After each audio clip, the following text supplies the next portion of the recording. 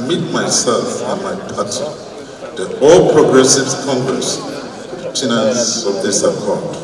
Our party rejects violence, hate speech, the spread of misinformation, including through artificial intelligence and all forms of incitement, especially via social media.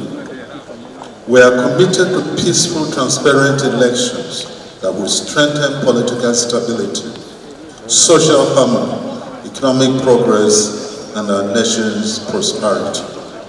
I encourage other political parties and political actors to do the same. Let us remember that elections are not a do-or-die affair. We are partners in the project of nation building. Win or lose, our country, Nigeria, must be the ultimate winner. God bless you all, and may God continue to bless the Federal Republic of Nigeria. Thank you. It remains for me to, on behalf of the chairman of the National Peace Committee and the members of the Peace Committee, to thank everybody very warmly. One or two things that I think need to be said. I don't know whether the Swiss embassy is still here, but they require very special mention because they knew a thing or two about this peace committee even before we Nigerians got about it. I was invited to a meeting by the Swiss embassy, the Swiss ambassador then, whose name I no longer remember.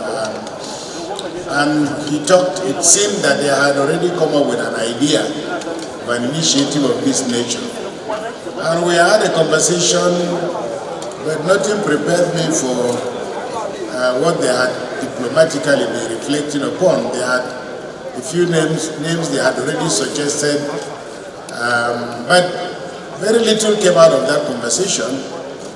Surprisingly, my name was on the list, and the ambassador, I remember, turned to me and said, look, will you be in a position to assemble all these people we have listed here?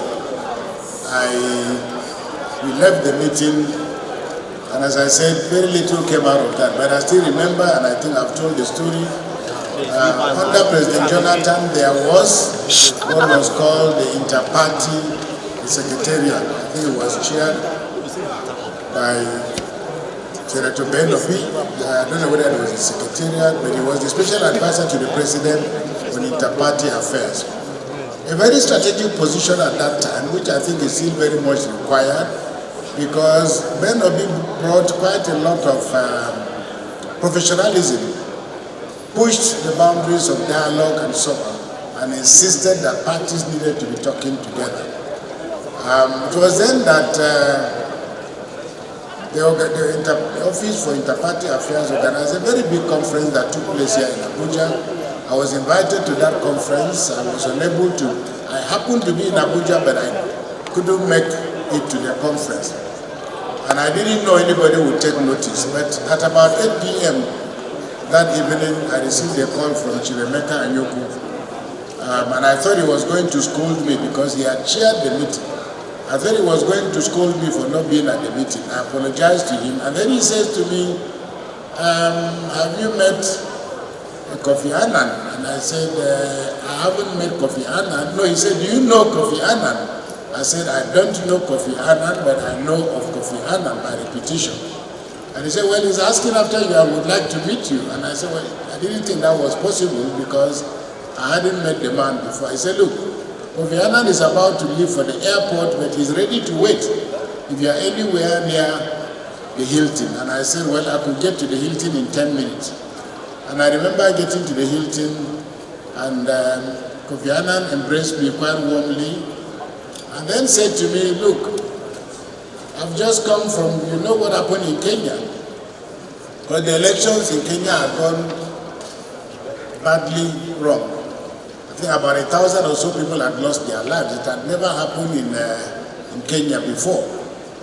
And then, of course, as you know, there was a looming cloud around Nigeria based on two things. The first was that it was alleged that the Americans had predicted that Nigeria was going to fall apart. And then, of course, in 2011, tensions were heightened by the idea that the famous expression of the late President Muhammadu Buhari, of blessed memory, who after losing the election had made the point that, I just want to make the point again that it's not the numbers.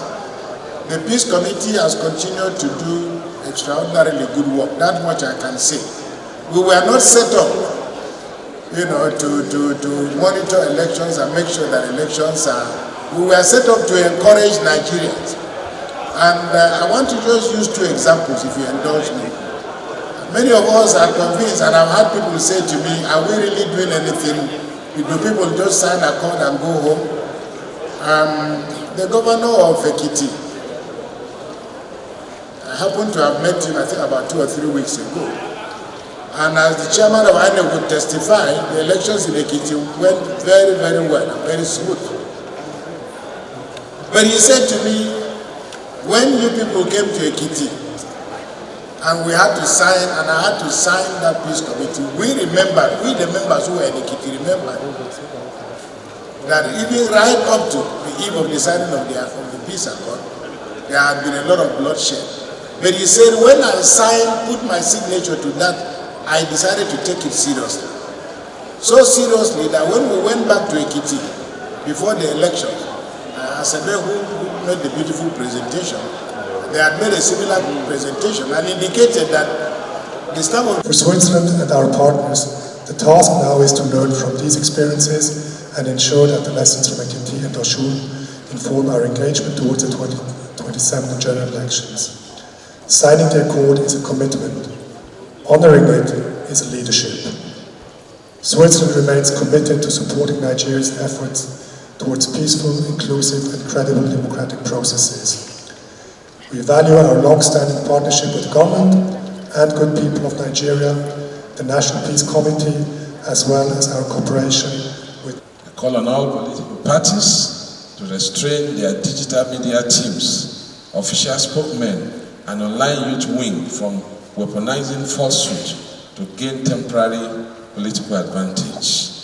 Addressing the incumbent, Your Excellency, Mr. President, your presence here through your secretary to the federal government today as both the president and the candidate signals a commitment to the stability of our country.